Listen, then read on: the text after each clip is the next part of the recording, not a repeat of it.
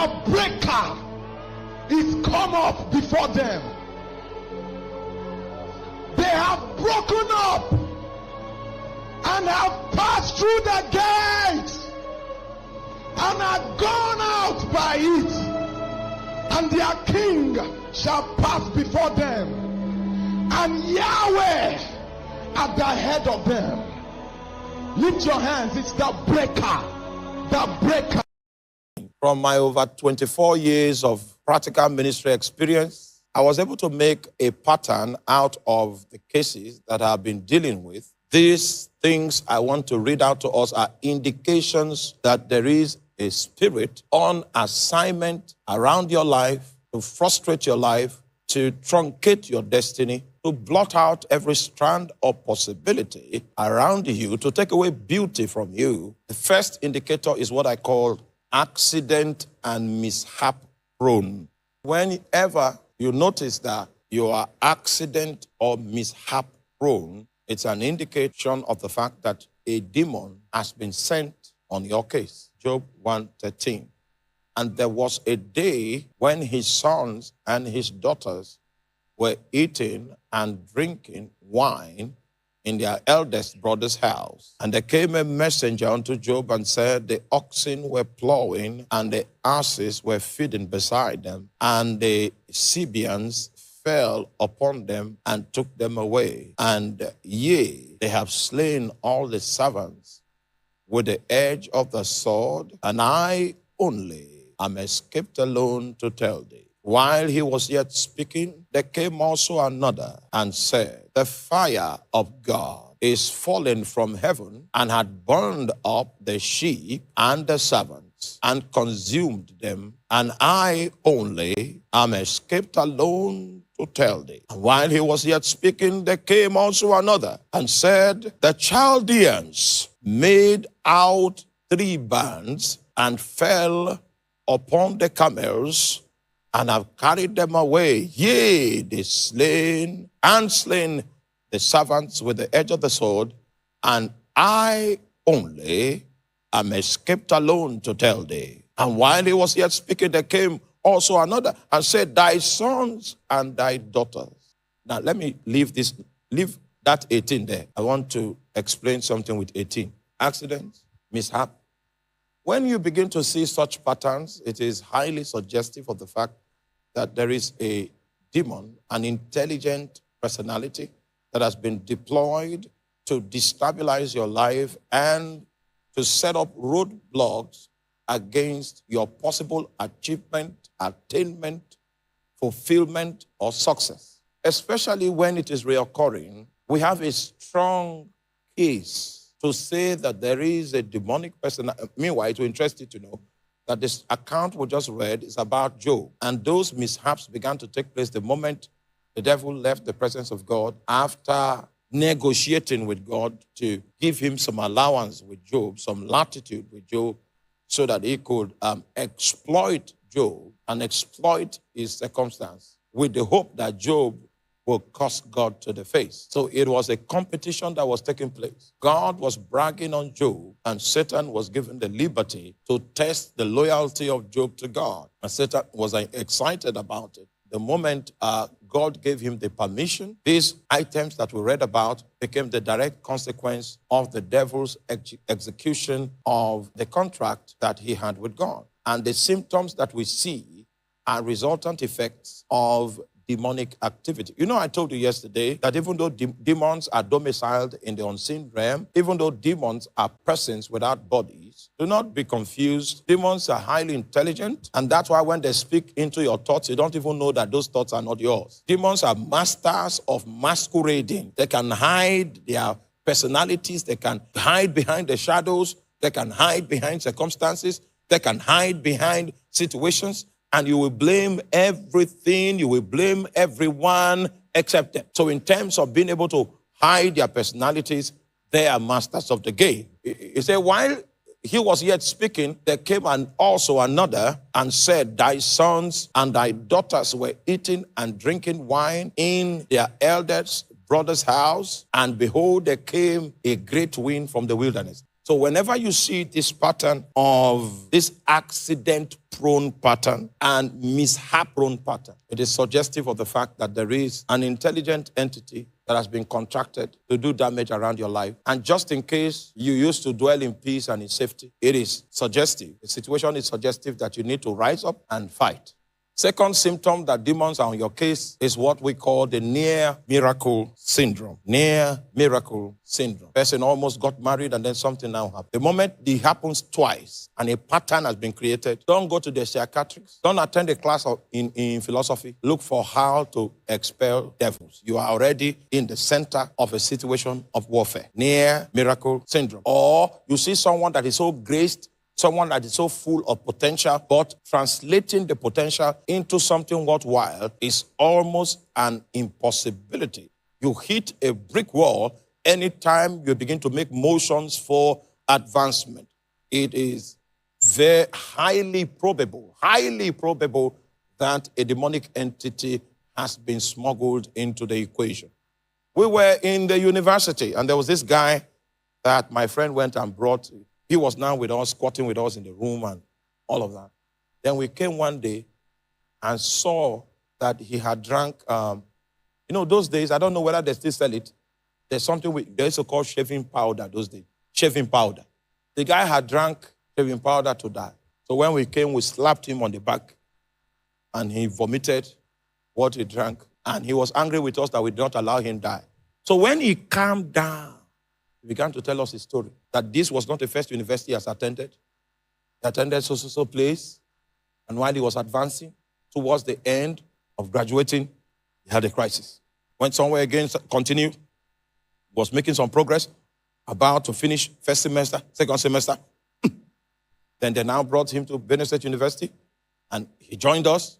And then the same symptoms that he used to know, the wind that normally comes, that incapacitates him, that makes him unable to finish anything he starts, has started mounting, has started gathering. So he couldn't take it anymore. He decided that before we come back from lecture that day, he would just kill himself because there was no reason for him to leave. We now began to interview him to know where the demons were coming from, and then it was not a secret to him. His father was a member of a secret cult, and his father wanted him to take his seat upon his death in the cult, because that's the way of the cult, to keep the cult alive. Someone that is in your family must take your place, must bear your title, must carry your staff, must wear your ring, and must wear your robe. So it was time for him to be initiated so that he can be next in line to mount the father's throne. Oh my, I don't have time to tell you about his father. Then the guy said he's not going to inherit what the father was offering. And the father brought 3 keys one day, 3 golden keys. It was by those 3 keys that he cursed that young man. So the guy is very intelligent. If he puts his hand to something, he can make so much creativity out of it. But you see, a wind begins to gather. And when that atmosphere begins to form, it doesn't matter the height he has attained, he will not be able to accomplish it. And he felt so incapacitated in the face of that challenge that when he saw it forming the 3rd time, he just felt, okay, the best thing to do was for him to take his life. So there was no way, as intelligent as that guy was, there was no way he could achieve anything worthwhile because there was a resistance that was placed in his way. This resistance was invincible, but it was potent enough to stop him, to immobilize him, to discourage him. And it could even bring him to the point where he was willing to take his life. It might be in the area of your career. It might be in the area of marriage. The first person comes, looks upon you and says, oh my God, what a beautiful damsel. Your open teeth is in alignment and all kinds of good comments on your life. 2 weeks into the relationship, 3 weeks, it begins to go stale. And in the 4th week, the person blocks you on Instagram, blocks you on Facebook, blocks you on YouTube, blocks you everywhere and blocks your number. Blocked everywhere. And then another time you are going home in a bus and you see someone, the person looks upon you and says, the conductor wanted to insult you. The person came into the fight. I say, hey, you don't do that. And so when you drop from the bus, the person said, the reason why I was fighting is because you are clean. And when you begin to progress with it, you now notice there is this cloud that comes in and everything goes still. If you have seen that for about 2 times, it means we have an entity in this equation that we need to deal with. And the purpose of these lectures is to bring you to a point where we can deal with it. And indeed, it shall be dealt with. Third indication that demons are involved is that there is a pattern. You see a pattern. There is a science behind it. There's a science, a pattern. You know, the moment there is a pattern, it means that there's an intelligent personality that is behind it. There's a science behind it, a consistent pattern. This is how it happened in this generation. This is how it happened in another generation. This is how it is beginning to happen. It's our earnest expectation and desire that after this message, your life will no longer remain the same again. Please do pay close attention to every word Apostle Arome said. God bless you. Stay tuned as we continue. In this generation. As long as there's a pattern behind it, it is suggestive of the fact that there is a spiritual entity that is taking advantage. No matter how medical science may make attempts to explain to you that your situation, that is how it is, and all of that, if that thing is hereditary, if it becomes a pattern, then an intelligent personality is behind it, and we need to track the person down so that we can dispossess him of the space, the workshop that he's operating in. Third symptom is what we call cyclical situations or reoccurring situations. One thing keeps going and coming, keeps going and coming, keeps going and coming. If you give it some time, it will relapse, and after a while, it will rise again. If it becomes cyclical, you can even tell that it is April. During the month of April, it begins to come back.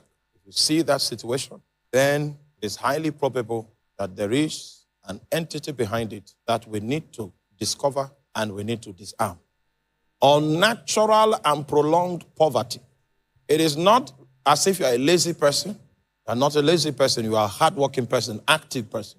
You even make attempts to put things together, to make things work, to try to pioneer things, to start things. And you meet with resistance so that you have been in a prolonged state of lack. It is a sign of resistance. It means that you are at war. Then finally, there is what we call heaviness.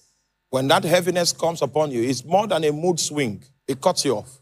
But the Bible says to appoint unto them that mourn in Zion, to give beauty for ashes, the oil of joy for mourning, the garment of praise for the spirit of heaviness, that they might be called the trees of righteousness, the plantings of the Lord, that he might be glorified. The Lord wants you to be his planting. He wants you to become a tree of righteousness anywhere he plants you, so that you can install righteousness as your working principle in the marketplace, in your office area. What he wants to gain from nurturing your life is that you will become a tree of righteousness. He's ready to invest in those that mourn in Zion. He's ready to give beauty for ashes, ready to make available the oil of joy in the place of mourning. Just in case your situation is mourning. Demons don't want you to rejoice. Oh my God, there is enough provision for your case. There is an oil of joy that God has allocated to all those that mourn in Zion. You will think that Zion is not a place for mourning, but God knows that people will mourn in Zion, so he made preparation. For those that are caught up in ashes, he has a destiny of beauty. Those that mourn, he has manufactured the oil of joy. And those that are taken by the spirit of heaviness, the Bible says he has made a tunic available, a garment of praise, that they might be called the trees of righteousness, the plantings of the Lord, that he might be glorified. We strongly believe you're blessed at the course of this message. Thank you for staying to the end.